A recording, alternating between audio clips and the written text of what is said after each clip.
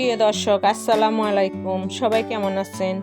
আশা করি আল্লাহর রহমতে সবাই ভালো আছেন। আমিও আল্লাহর রহমতে ভালো আছি।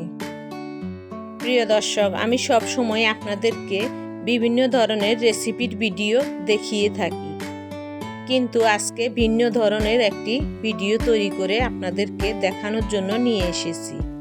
আজকে আমি ঔষধি গুণে ভরা সজনে পাতার গুঁড়ি করেছি এবং তার একটি ভিডিও তৈরি করে আপনাদেরকে দেখানোর চেষ্টা করতেছি। আশা করি আপনারা ভিডিওটি না টেনে সম্পূর্ণ ভিডিওটি দেখবেন।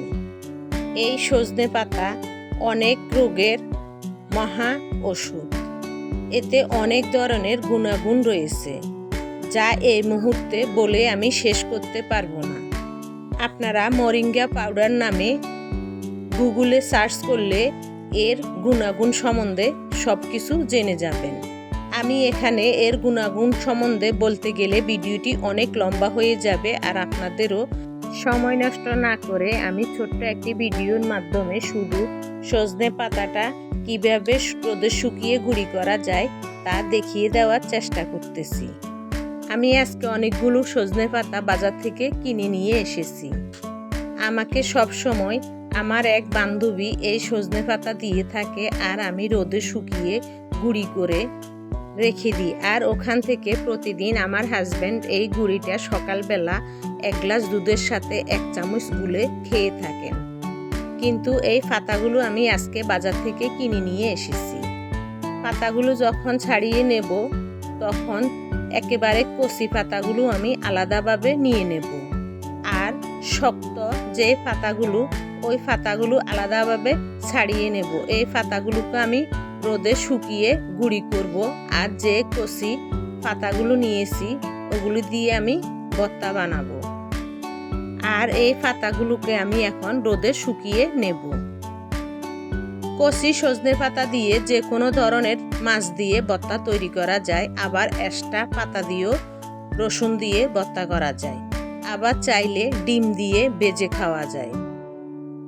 আজকে এই পাতাগুলো আলাদা করে নেওয়ার উদ্দেশ্য হলো এগুলো দিয়ে আমি তেলাপিয়া মাছ দিয়ে ভর্তা তৈরি করব এবং সেই একটি রেসিপি আপনাদের সাথে শেয়ার করব।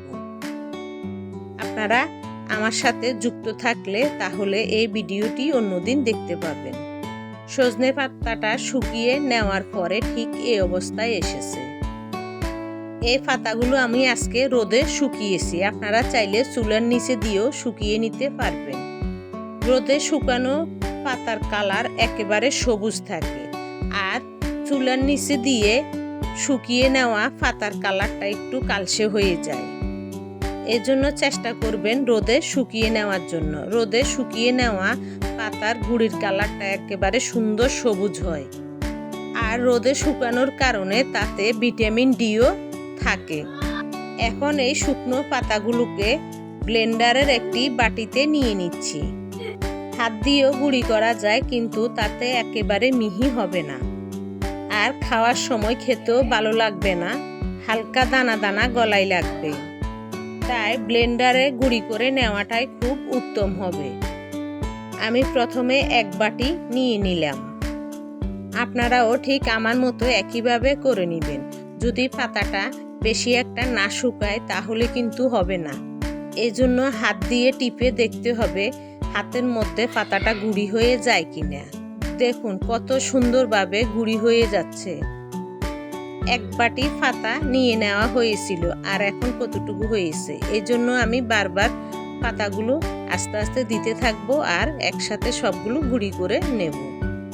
1 জুড়ি পাতা থেকে এইটুকু পাতার গুঁড়ি হয়েছে।